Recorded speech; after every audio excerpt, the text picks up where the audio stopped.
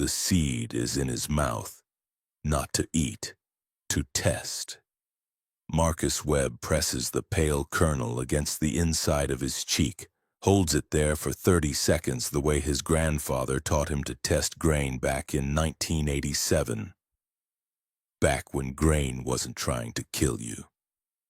Back when the sky above the Salinas Valley wasn't the color of old copper and the air didn't carry that metallic tang that sits on the back of your throat like a warning you've already ignored too many times.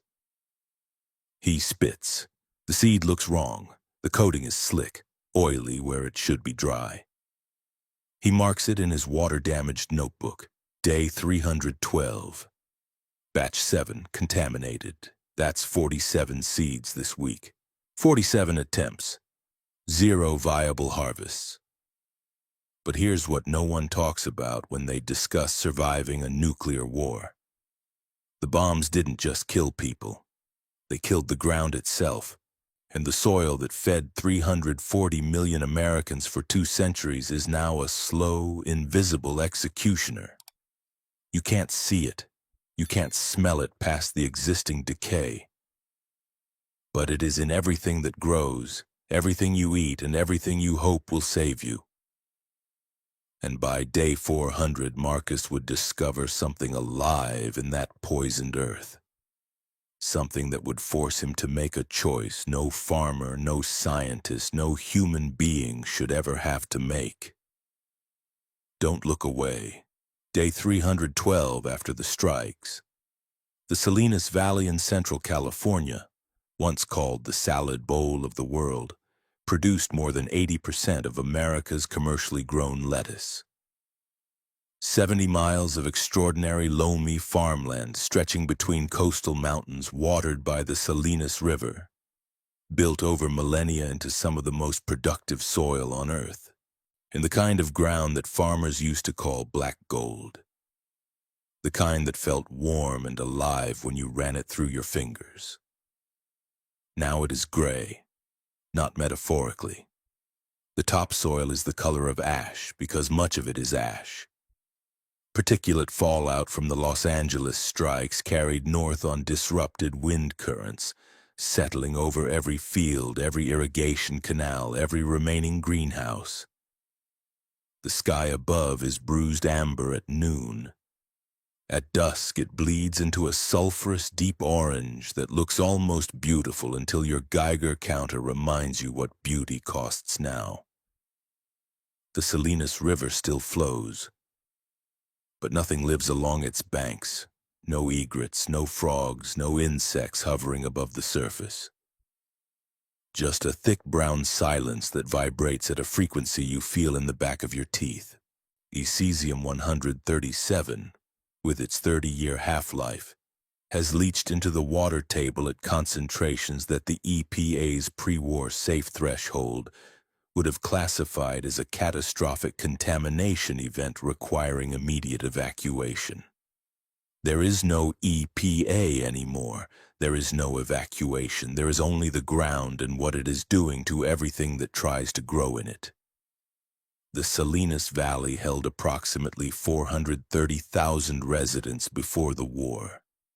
Current estimates, assembled from council headcounts, radio check-ins, and the grim mathematics of attrition, suggest fewer than 9,000 remain, clustered primarily in the inland foothills above Soledad, far enough from the coastal blast vectors to survive the initial weeks. Marcus Webb is 44 years old. He spent 19 years as an agricultural extension agent for Monterey County. The person that commercial farmers called when their crops failed, when soil samples came back strange, when a fungal blight moved through a field overnight and someone needed to understand why. He knew soil chemistry the way surgeons know blood, not academically but intimately through years of hands-on diagnosis. He understood what the land was telling you when you knew how to listen. That knowledge didn't save his wife, didn't save his 2 daughters, aged 9 and 12, but it saved him. in the way that being deeply practically useful keeps you moving when grief would otherwise nail your feet to the floor permanently. He crossed paths once with Dr. Sarah Okonkwo, a home and infectious disease physician who had practiced at Natividad Medical Center and now operated out of a converted horse trailer at the edge of the Soledad encampment. She gave him a supply of activated charcoal tablets, a sealed bottle of potassium iodide, and a warning he hasn't been able to stop thinking about since. The contamination in the regional food chain was accelerating. Bioaccumulation, every trophic level concentrating what the level below it absorbed. He didn't ask her how long that gave them. And somewhere east of his position in the abandoned greenhouse complex near Gonzales, something was already waiting that would confirm his worst calculations about what accelerating really means. Each morning begins with a Geiger counter reading before Marcus allows himself a single cup of processed water. He distills everything through a 4-stage system he assembled from salvaged HVAC pipe sections, broken ceramic pot fragments, activated charcoal rendered from burned animal bone, and fine river sand layered between sections of cotton field sheeting. It removes most suspended particulates and significantly reduces soluble radionuclides through adsorption. But tritium, radioactive hydrogen, passes through every filter ever designed. You cannot separate it from water molecules chemically. Some contamination cannot be engineered around. You absorb it and accept what that means for your cells over the coming years. And you keep moving. His daily caloric intake runs approximately 900 calories, barely half the minimum adult baseline. He sustains himself on canned goods scavenged from the processing plants near King City. He cross-referenced against a makeshift dosimeter he built from components salvaged from smoke detectors and an old radiation safety manual he found waterlogged in a county office building. The dosimeter clicks faster when contamination levels rise. That clicking sound, increase means stop, means back away, means don't touch, is the most critical language remaining in this version of the world. Water processing takes 4 hours each morning. The work of it keeps his hands busy, which keeps his mind from going to places it cannot return from easily. The health consequences are written on his body now. His gums bleed when he chews. 3 fingernails have developed the horizontal white ridges that physicians call Mises lines, a clinical marker of heavy metal toxicity or significant radiation exposure. His sleep cycles have fragmented, and he rarely achieves more than 3 consecutive hours before nausea wakes him.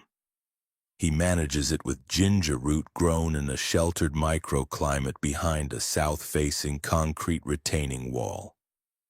One of the only plants he's found that seems to tolerate the contaminated topsoil with its edible tissue remaining below detectable threshold. And then there are the people who want what little he has. A group of 6 men entered the greenhouse compound last week. Armed, frightened, doing what frightened people do when resources disappear.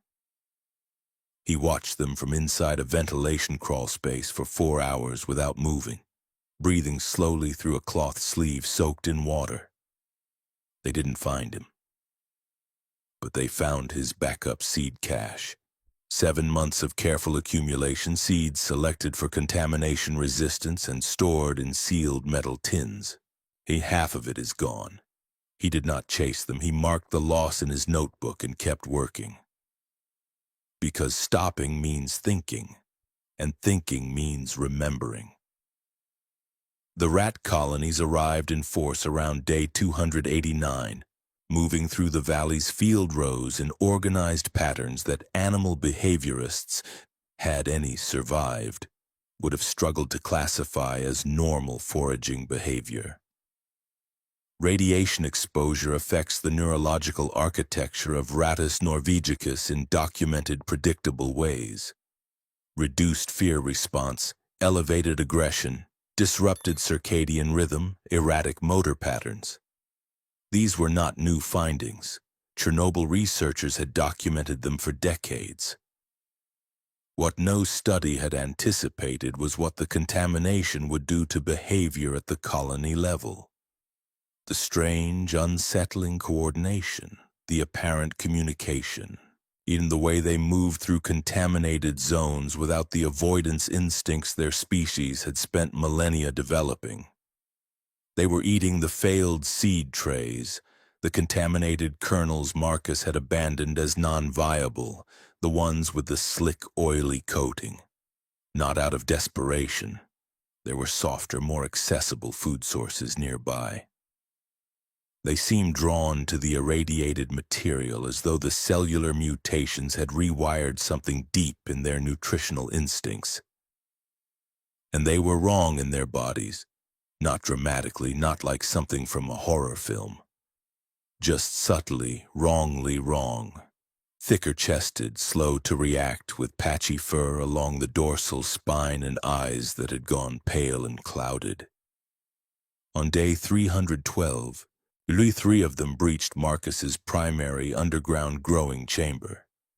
The sealed hydroponic space beneath the greenhouse floor he'd spent 6 weeks engineering. They destroyed every active tray in 9 minutes. Root system shredded, growing medium scattered, 6 weeks of the most careful work of his life, gone. He killed them with a length of sharpened irrigation pipe. Standing over the bodies in the dim red grow light, his hands shaking badly, he noticed something growing in the disturbed substrate where they'd been digging. Something that wasn't dead. Something that looked like it had never been anything but alive. Before the war, hydroponic farming was considered a premium agricultural novelty. Expensive, technically demanding, the province of boutique urban operations and research universities. And it was the future of farming in the abstract, theoretical sense that futures often are before necessity makes them urgent. Now it is the only option. Marcus had spent the first 100 days of the aftermath conducting soil contamination surveys across 22 separate sample sites throughout the valley. Every single one exceeded safe thresholds for cesium-137, strontium-90, and iodine-131. The primary radionuclides that bond electrostatically to soil clay particles and enter plant tissue through root uptake. Once in the root system, they cannot be removed. Cooking doesn't destroy radioactivity. Washing doesn't dislodge it from cellular tissue. Any plant grown in contaminated ground becomes a delivery mechanism. A slow, accumulating dose in every bite. So he went underground. 8 feet below the greenhouse floor. Below the frost line. Yet below the horizon of maximum soil contamination. He built a sealed hydroponic chamber using corrugated steel roofing panels. Polyethylene sheeting doubled and heat fused at the seams, and framing timber salvaged from a collapsed packing facility. The nutrient solution he formulated from non-contaminated sources. Sealed commercial potting mix residue he'd found in a storage unit still locked and dry. Remnants of pre-war agricultural fertilizer concentrate from a locked supply shed he finally broke into on day 290, and leachate from wood ash filtered through fragments of zeolite mineral he'd chipped from a geological exposure site in the Gabalin Range. The growing medium is expanded clay pellets, sterile, inert, and physically incapable of absorbing or retaining radionuclides. The first viable sprouts appeared on day 308. Lettuce, in the same crop that made this valley famous before everything. The cost, 2 fingers on his left hand, burned through a chemical accident during the nutrient concentration process when a seal failed and the solution splashed. He dressed the wounds himself with what remained of his medical kit. Dr. Okonkwo's radio frequency has been silent for 11 days. He does not let himself calculate what that likely means. The Salinas Valley Survivor Council convenes every 10 days, weather permitting, violence permitting. 11 people around a folding table in a reinforced storm shelter south of Greenfield. They make decisions about resource allocation, territorial boundary enforcement, conflict mediation, and increasingly about punishment. And 3 men were executed last month for poisoning a communal water reservoir. Whether through deliberate sabotage or catastrophic incompetence, the council judged the distinction irrelevant. Deterrence has replaced jurisprudence. When survival margins are this thin, the math of justice changes in ways that make pre-war people, if any could see it, deeply uncomfortable. Marcus attends when summoned. His agricultural knowledge has become a form of currency more valuable than anything printed or minted. The council feeds him better than he feeds himself because he represents their best chance at sustainable food production. He has refused twice to join their enforcement structure. He is not interested in governing people. He is interested in growing food in poisoned ground, which is already more than any one person should have to carry. And beyond California's borders, the picture assembled from fragmentary shortwave transmissions is bleak in its scope. Canada is managing a catastrophic displacement crisis. Estimates suggest more than 8 million Americans have crossed the northern border or perished attempting it. Mexico's northern states operate under military quarantine against cross-border migration. Across the Pacific, Japan and South Korea, nations that committed no act of war, are experiencing radioactive fallout across their coastal agricultural belts via altered jet stream patterns, triggering cascading food shortages in populations that had no warning and no role in what happened. The world did not end on the day of the strikes. It simply contracted into something harder, smaller, and permanently less than it was. He found his daughter's hair tie on day 301, a pink plastic, small white flower. The kind Emma wore for soccer practice, the kind she lost constantly and he was always finding wedged between couch cushions or in the pocket of his truck's passenger door, rolling her eyes at him when he held it up like a discovery. It had been in the front pocket of a jacket he'd been wearing the morning the strikes happened, and had somehow never removed since. He sat in the dark of the underground growing chamber for 4 hours and did not move, did not eat, did not check his instruments. What brought him back was the grow lights clicking on. The automated relay timer he'd rigged from a salvaged car battery and a mechanical switch. Indifferent. Mechanical.